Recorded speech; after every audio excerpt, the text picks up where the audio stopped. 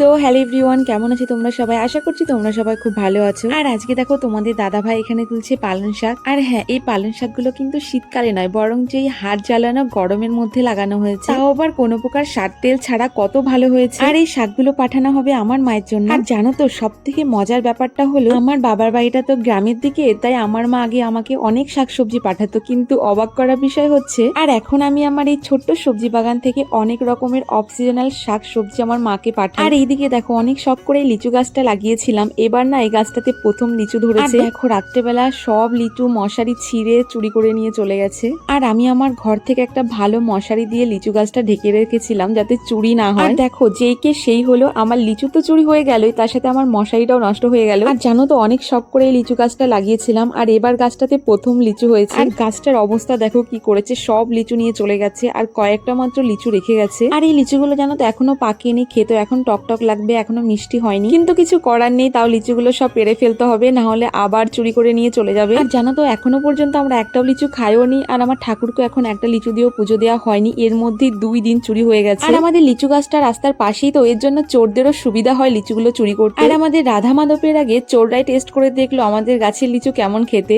আর জানো তো, লিচুগুলো পাড়তে দেখে আমার এত যে খারাপ লাগছে, কি বলবো তোমাদেরকে।